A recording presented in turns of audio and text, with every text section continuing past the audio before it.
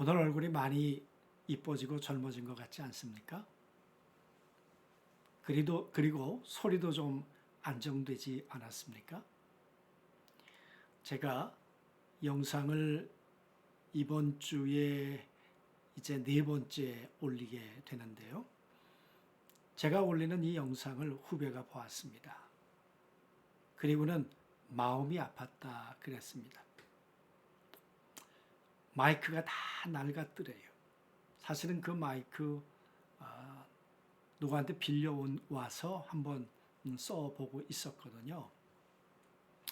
그리고 영상도 보니까 생각했던 것보다 그렇게 선명하게 나오지 않아서 저거 손보면 되는데 그런 생각 때문에 마음이 아팠다. 그리고는 전화가 왔습니다. 언제 제가 가서 도와드리겠습니다. 그러더니 오늘 단숨에 달려왔습니다. 달려와서 몇 시간 동안 이런저런 이 내용들을 손보고 그리고는 이렇게 만들어주고 갔습니다. 제 아내가 이렇게 물었습니다. 아유, 그렇게 먼 곳에서부터 왔냐고. 그랬더니 이 후배가 하는 말이 와야죠. 복음을 전하시겠다는데 거리가 문제겠습니까? 저는 그 후배의 기술도 참 고마웠지만 그 마음이 정말 감사했습니다. 복음을 전하겠다는데 뭔들 제가 못하겠습니까? 우리는 탁월한 기술 때문에 인정도 받아야 합니다. 그러나 따뜻한 마음 때문에 사람들로부터 우리는 사랑도 받아야 되지 않을까 그런 생각을 해보았습니다. 오늘 아버지와 아들들의 이야기 같이 나누어 보도록 하겠습니다. 오늘 말씀 가운데 보면 이제 첫째 아들이 등장합니다. 그 맏아들은 밭에 나가서 열심히 일하고 있었습니다. 동생하고는 달랐죠. 동생은 아버지의 재산을 달라고 해서 나가가지고 창기와 함께 다 소진해버렸고 그리고 빈털터리가 되어서 돌아왔습니다. 그런데 이 첫째 아들은 밭에 나가서 열심히 일했다 그랬습니다. 아버지의 재산을 잃어버렸을까요? 아마 불리면 불렸지 잃어버리지 않았을 것입니다. 그렇게 열심히 일하고 땀을 닦으면서 집으로 돌아왔겠죠. 그런데 풍악 소리가 들리는 거예요. 춤추는 소리가 들리는 거예요. 그러니까 종을 불러가지고 이게 웬 음악 소리냐 신문하듯 불렀다 그런 말입니다. 물었다 그런 말이에요. 그랬더니 그 종이 대답했습니다. 당신의 동생이 돌아왔음에 당신의 아버지가 건강한 그를 다시 맞아들이게 됨으로 인하여 살찐 송아지를 잡았나이다 하니 여러분 당신의 동생 여기도 정관사가 있습니다.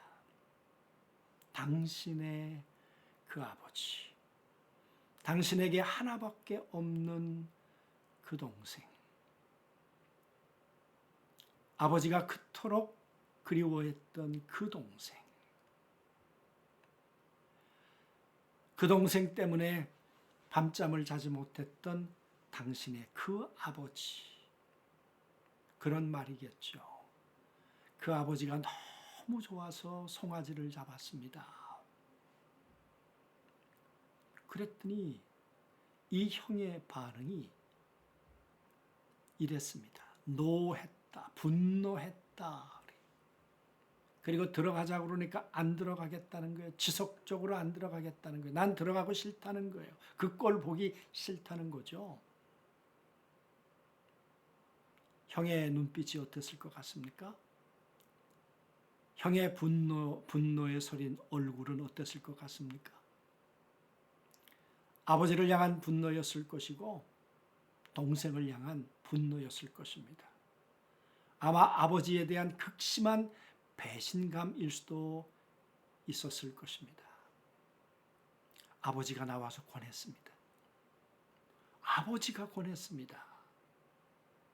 들어가자. 들어가자. 그랬더니 이렇게 말합니다. 여러 해 동안 아버지를 섬겼다.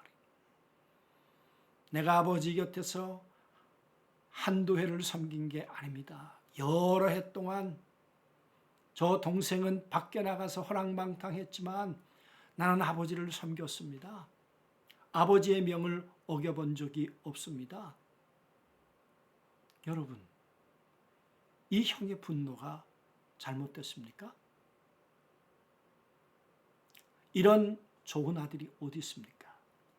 재산을 잃어버리지도 않았고 들에 가서 열심히 일했고 아버지의 명을 어겨본 적도 없는 그 아들. 아니, 아버지가 상을 주신다면 이 아들에게 주시는 것이 마땅하죠. 오늘 문제 제기를 아버지가 하신 겁니다. 아버지가 이렇게 하시면 안 되는 거죠. 그 아들 열심히 살았습니다. 아버지에게 불명예를 안겨준 적도 없습니다. 아버지에게 재산상의 손해를 준 적도 없었을 것입니다. 그런데 이 아들에게는 염소 하나도 잡아주지 않았다. 그 말은 저 송아지 내 거였는데 날 위해 잡는 줄 알았는데 재산을 다 버리고 돌아온 그 동생을 위해서 잡았다고? 나는 동생처럼 돼지우리에서 유대인의 정체성을 버리고 살지도 않았어. 그런데 그런 동생을 위해서 송아지를 살찌우셨다고? 오늘 그 송아지가 죽었다고? 여러분, 저는 형이 충분히 이해가 갑니다. 동의가 됩니다. 내가 아버지 곁에서 열심히 살았다는 게 얼마나 허망했겠습니까? 오늘 우리 주변엔 정말 첫째 형처럼 열심히 살아가는 사람이 얼마나 많습니까? 주의를 지키고 11조를 하고 하나님의 명을 어기지 아니하고 그리고 교회에서 둘째가 나면 서러울 정도로 정말 믿음의 본을 보이며 살아가는 사람이 여러분 얼마나 많이 있습니까? 그런데 만약 아버지가 그런 나에게는 보상을 하지 않고 정말 거러지 같은 사람 같지도 않은 돼지 우리에서 살았던 그런 사람에게 일방적인 은혜를 베푸신다면 아마 아버지로부터의 소외감, 배신감 충분히 가질 수 있다는 생각이 듭니다. 오늘 이야기의 시작은 사전 15장 1절, 2절에 나와 있었습니다. 그 죄인, 그 세리들이 거룩한 유대인들이 모여있는 바리새인들과 서기관들이 모여있는 거룩한 공동체 속에 들어온 거예요. 예수님이 그들을 영접해 주신 거예요. 그리고 예수님이 그들과 함께 식탁을 나누고 있었어요. 잔치를 벌이고 있었어요. 풍악을 울리고 있었다는 이야기죠. 그랬더니 여러분, 바리새인과 서기관들이 술렁였습니다. 원망했습니다. 불평했습니다. 여러분, 똑같은 이야기 아닐까요? 오늘 첫째, 정말 좋은 아들이었습니다. 사람들이 볼 때 박수받고 칭찬받아야 할 그런 아들이었습니다. 그런데 뭐가 문제인가요? 이 아들에게 아버지 마음이 없지 않았을까요? 아버지가 왜 밤잠을 못 자는지, 왜 송아지를 키우는지, 아버지가 왜 옷을 매만지시는지, 아버지가 왜 인장 반지를 지금 날마다 닦고 계시는지, 왜 신발은 만드시는지, 그 아버지의 아픔과 슬픔, 아버지의 희망과 기대를 조금이라도 생각했었을까요? 여러분, 네덜란드 출신일 것입니다. 이분은 사제서품을 받기도 했습니다. 그리고 예일대학에서 심리학도 가르치고 하버드에서 신학을 가르치기도 했던 헨리 나우엔이라는 사람이 있습니다.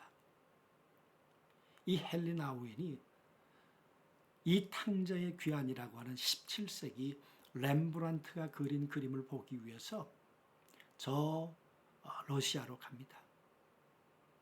이 생테스부르크라고 하는 그 전시관에 가서 이 그림을 며칠 몇 날을 보았다 그랬습니다. 그림을 감상한 것이 아니라 묵상을 했다고 했습니다. 그리고 그는 하나님의 음성을 들었겠죠. 어떻게 살래? 첫째 아들처럼 살래? 둘째 아들처럼 살래? 아니면 아버지의 마음으로 살래? 헨리 나우엔이 이 음성을 듣고 하버드 대학을 내려놓습니다.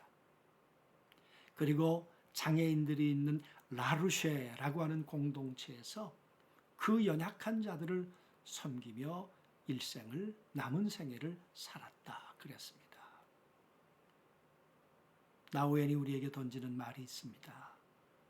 첫째 아들로 살 것입니까? 둘째 아들로 살 것입니까? 아버지의 마음을 가지고 사실 겁니까?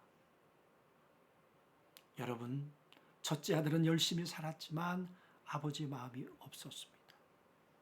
둘째 아들 아버지의 마음을 못 알았기 때문에 여러분 재산을 가지고 나갔습니다. 돌아왔지만 그는 여전히 아버지를 몰랐습니다. 그래서 품꾼의 하나로 써달라고 했습니다. 아버지는 아니라고, 아들이라고 그렇게 품어주셨습니다. 오늘 우리는 누굽니까? 아버지의 마음을 우리의 가슴 속에 이식한 사람들입니까? 아버지가 가지고 계시는 눈물이 오늘 내게도 있을까요? 아버지의 아픔이 내게도 있을까요? 열심히 삽니다. 종종 이런 이야기를 듣습니다. 나는 예수 믿는 사람보다 더 나는 윤리적으로 온전하게 산다. 그럴 수 있습니다. 여러분, 그러나 아버지의 마음이 있는가? 그 말이. 오늘 첫째 아들 열심히 살았지만, 모범적으로 살았지만, 아버지의 눈물도, 아버지의 기쁨도, 아버지의 한숨도 없었습니다. 사랑이란 뭘까요? 아버지와 같은 마음을 갖는 것 아닐까요? 그래서 우리에게 필요한 게 있다면 뭘까요? 깊이 아버지의 마음을 헤아리는 것. 내가 어떤 결정을 하고 어떤 방향을 잡을 때 아버지 마음일까? 내 욕심일까? 저 집을 나간 동생을 향해 나는 어떤 마음을 가지고 살고 있는가? 아버지의 마음인가?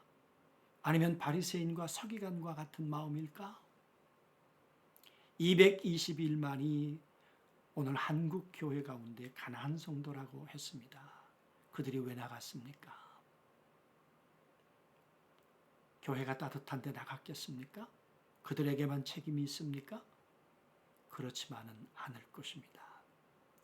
렘브란트의 그림을 보면 동생이 돌아왔지만 허리춤에는 단도를 차고 돌아왔습니다. 형은 긴 칼을 들고 동생을 노려보고 있습니다.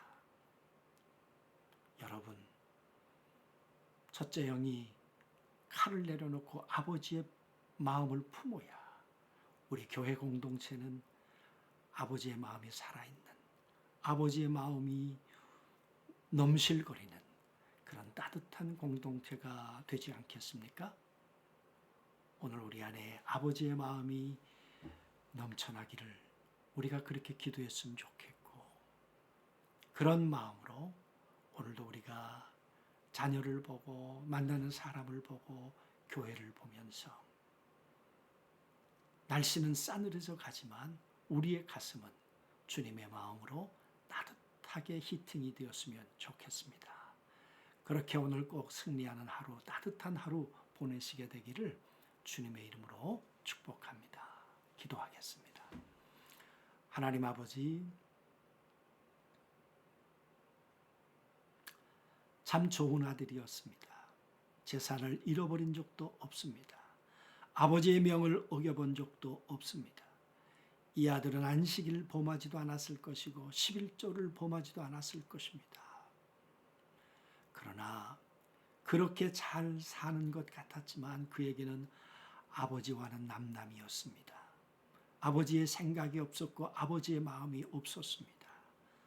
아버지, 오늘 내가 어떻게 살고 있는지, 하늘 아버지의 마음이 내 안에 있는지, 아버지가 기뻐하시는 것을 나도 기뻐하고 있는지, 아버지의 슬픔이 나의 슬픔인지 다시 한번 돌아보게 하셔서 아버지, 정말 주님의 마음으로 오늘 하루 그렇게 살아갈 수 있도록 도우셔서 첫째 아들도 아니고 둘째 아들도 아니고 아버지의 모습으로 살아가는 우리가 되도록 도와주옵소서. 예수님의 이름으로 기도하옵나이다.